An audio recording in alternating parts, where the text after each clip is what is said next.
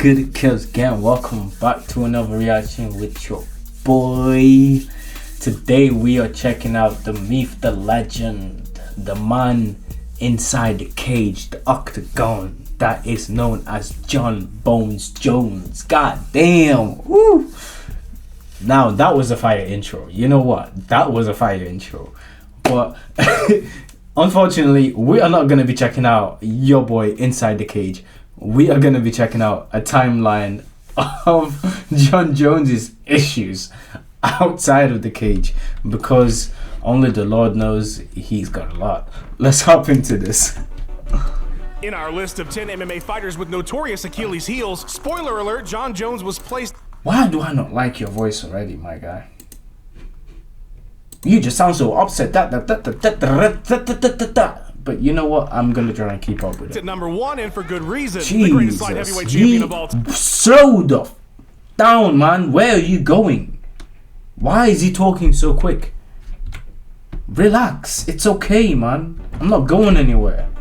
In our list of 10 MMA fighters with notorious Achilles heels, spoiler alert, Jon Jones was placed at number 1, and for good reason. The greatest light heavyweight champion of all time seemingly has no weaknesses beyond getting in his own way. Jon's complicated legacy will, at this point, always...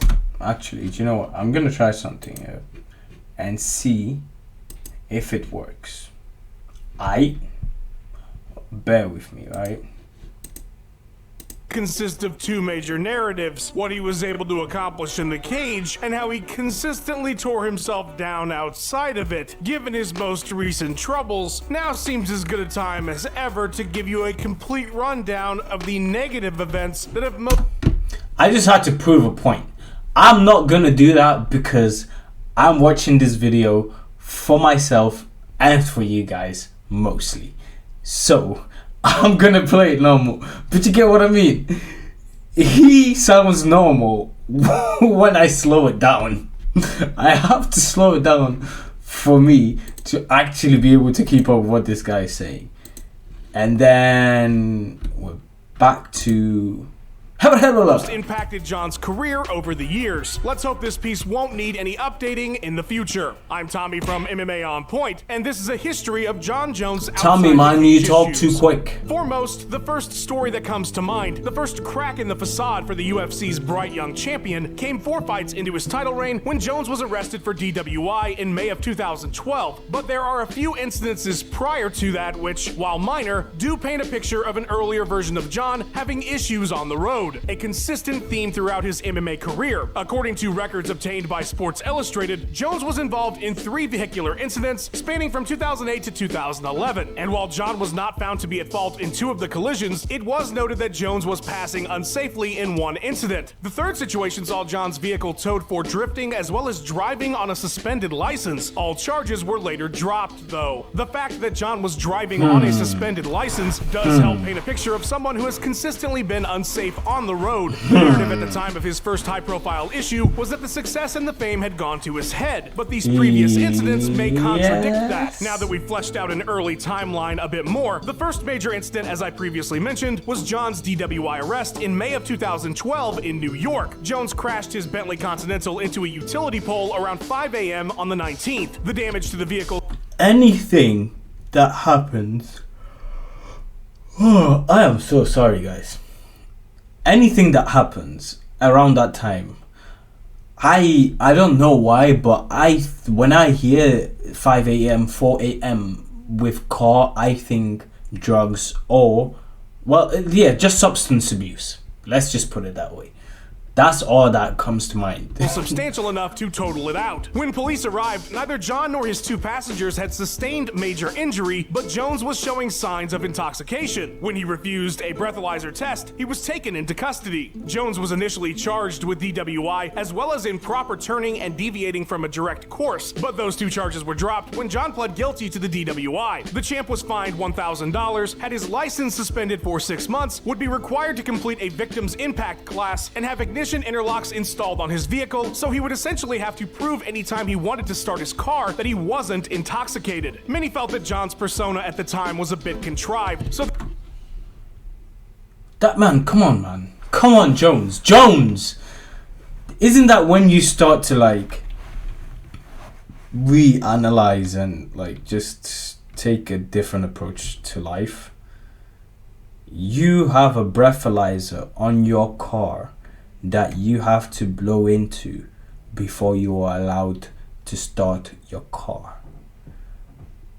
Like, that's richly back to like kindergarten, man. And he's a full-grown man. That he wasn't intoxicated. Many felt that John's persona at the time was a bit contrived, so the incident certainly fed into those fans who thought he was simply putting on a fake nice guy facade. But the reaction to his DWI paled in comparison to his next major controversy, the cancellation of UFC 151. At the time of the DWI, the fight with Dan Henderson at 151 was already scheduled. That August, Henderson would be forced out with a knee injury, and Jones would deny the UFC's replacement fighter Chael Sonnen, thus causing the event to be cancelled, as Zuffa felt the card wasn't strong enough to support the pay-per-view model, and it wasn't. I've done a pretty deep dive video into this incident, and while at the time the backlash was nearly entirely on Jon Jones, as the UFC and many fans placed the blame almost solely in his lap, it should be noted the timing of the incident as it relates to that DWI, because an argument could be made that of the parties involved in 151's cancellation, there was already a considerable amount of negative sentiment still lingering over Jon's perceived fake persona and the pie in the face of getting arrested earlier that year. It's easier to open the door and toss a guy you don't like under the bus than it is the legendary and beloved Dan Henderson or the UFC, who many fans consistently side with during these types of situations. The 151 cancellation would linger over Jon's career for a considerable amount of time, but beyond that, the next 3 years only saw a few minor incidents. In April of 2014, fans brought to light a series of homophobic comments Jones had left on an Alexander Gustafsson fan's Instagram photos. After receiving backlash, Jon claimed to have lost his phone and had his IG account hacked. It should be noted that around the time of the comments in question, a new photo of Jones was posted on his Instagram. I only bring up this issue not because it greatly impacted his career, but because of the implausible nature of his defense, something that would remain a theme in the eyes of many critics forward. All of these has just been a continuous theme in Jon Jones's life. Mind you, guys, just before anybody starts saying, hey, if you don't know me, Jon Jones is my favorite UFC fighter, period, right? But just because you're my favorite fighter doesn't mean you are my favorite person. A matchup. All right. He was seriously hurt. But Don't Jon get was it twisted. $50,000 and given 40 hours of community service by the Nevada State Athletic Commission for his role in the incident. During the hearing, Jon told Nevada that the brawl had lost him a lucrative Nike contract, but the champion went back on that statement during the UFC 182 conference call, stating that Nike simply wasn't interested in MMA anymore. Despite being under oath when he seemingly lied about the Nike deal, nothing more came of the situation. Only 3 days after defeating DC for the first time at UFC 182 in January of 2015, it was announced that a cocaine metabolite was found in Jon's system during a random test in December prior to the bout. However, before USADA, cocaine was not banned out of competition, and a week prior to the fight, Jones was tested again, but came up clean and was allowed to compete. When word got out of the failure, Jon checked himself into rehab voluntarily and then voluntarily left a day later. For violating their code of conduct, the UFC fined Jones $25,000. INSAC, who shouldn't have even been testing for a substance that's not banned out of competition, took no action against Jones, as they were in the wrong for even releasing the failure. Jon told Ariel Helwani later that year he'd considered suing the organization. I have up to 3 years to sue them for what they did to me. Let's just say I haven't forgot about it.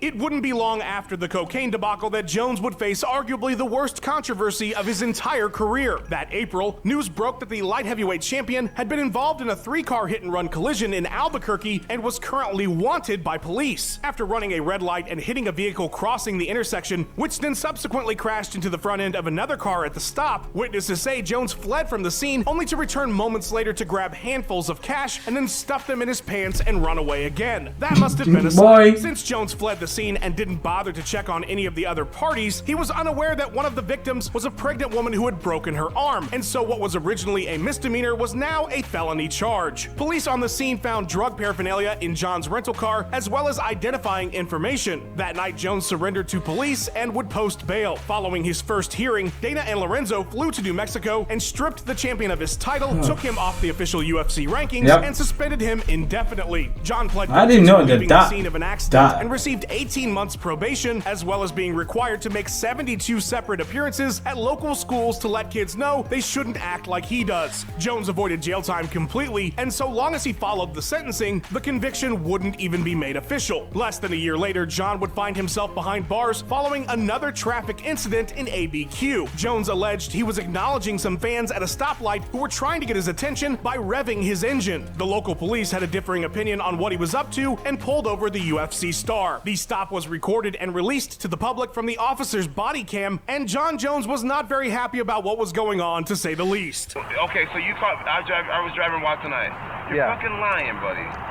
You're lying. Dude, okay. You are ridiculous. Okay, you have a good night, sir. You are ridiculous. Initially charged with unlawful drag racing, unlawful exhibition driving, failure to maintain a traffic lane, unlawful use of modification of exhaust systems, and improper display of registration plate, most of that would get thrown out. But since Jones was still on probation, he would be brought in and spend a few days in the county lockup before seeing the judge. Jones got a 90-day deferred sentence, would need permission from his probie officer anytime he wanted to drive, 60 hours of community service, aggressive driving school, anger management, and a whopping $143 fine. The judge did lay a pretty ominous warning on the champ's lap, though, saying, If you come back, it won't go well.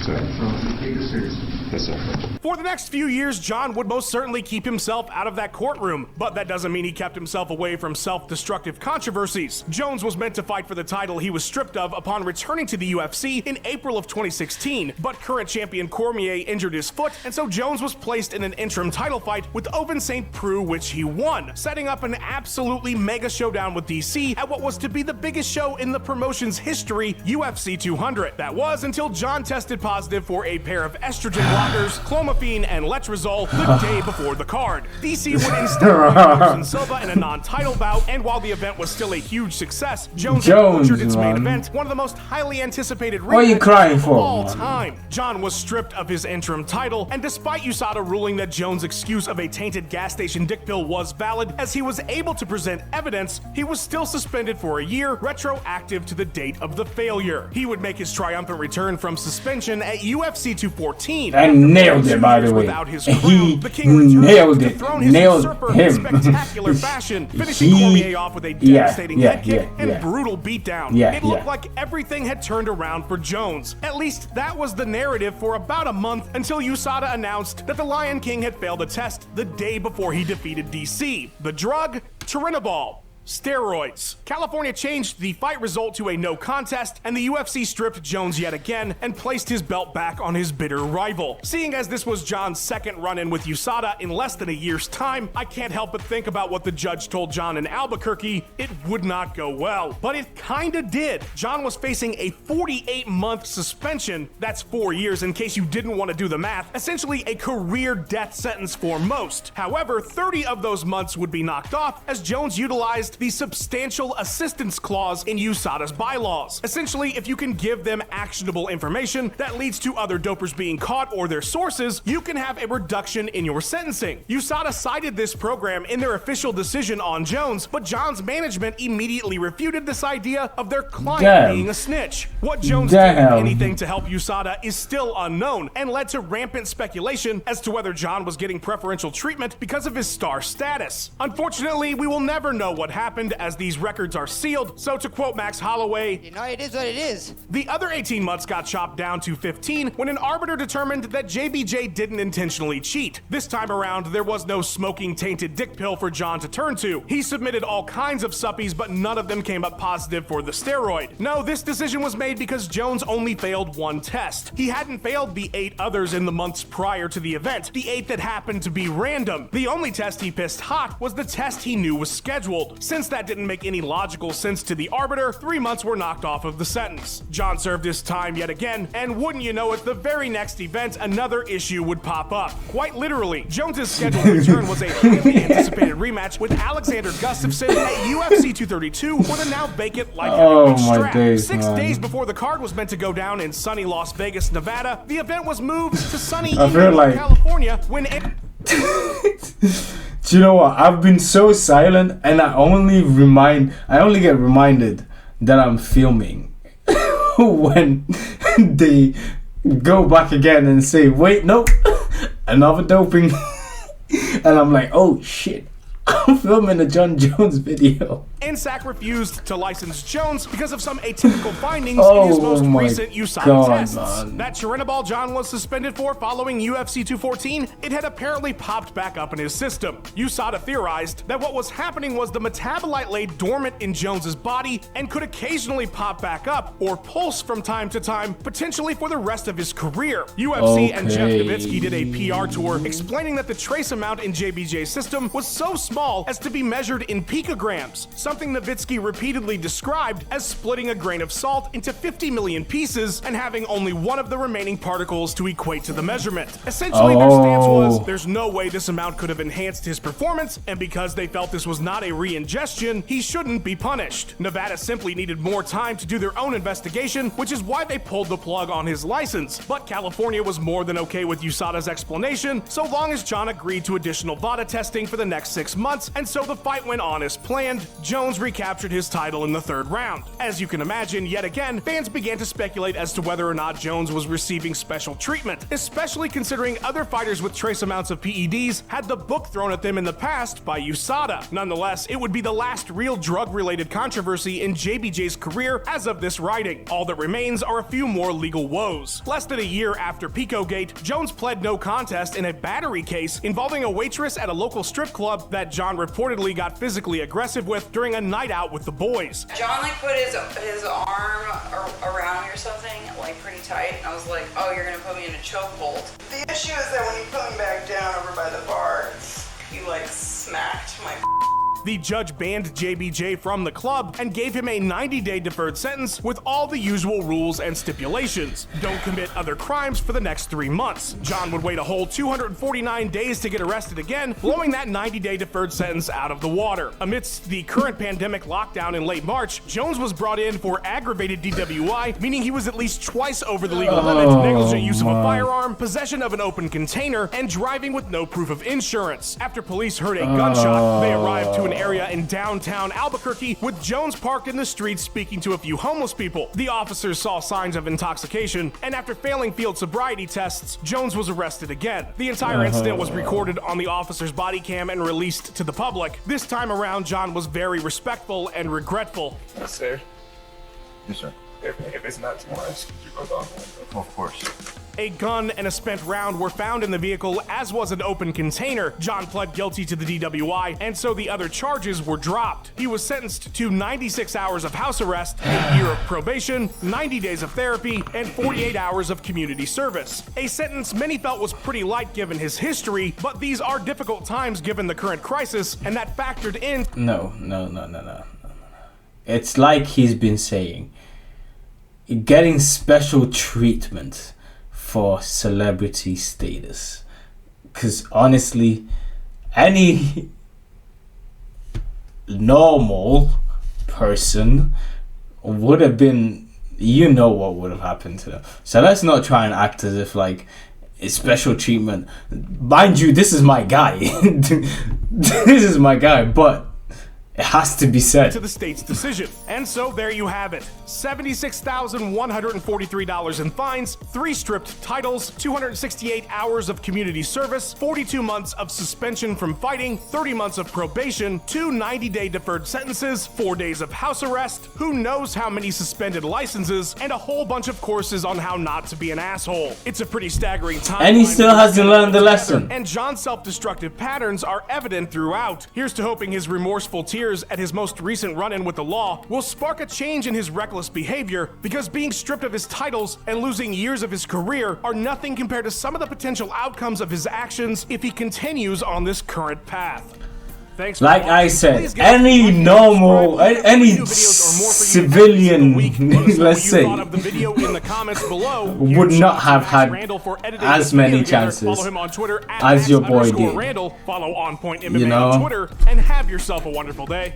Like, he got given a lot of chances, man. And John Boynes Jones, yeah, like, he's my boy. He is my boy. And I cannot wait to see him against ciryl gane. I don't know when exactly they're fighting, but I believe they're going to be fighting. It's going to be ciryl gane versus John Jones for the heavyweight title. Because if I am, correct me if I'm wrong, and if I am not, spoiler alert, Francis Ngannou, I believe, is stepping down from the UFC permanently. So that's gonna be the matchup now. It's those two. It's gonna be sick. And I'm rooting for my boy. I'm rooting for my boy John Jones. But in terms of his life decisions and the whole business that he has going on there, I have learned a lot, and I've learned what not to do.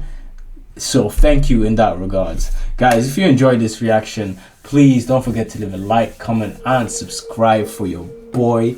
Go follow your man MMA on Point. Link to the original video in the description down below. For now though, Kels Gang, it's been good, it's been true, it's been love with you, and your boys out.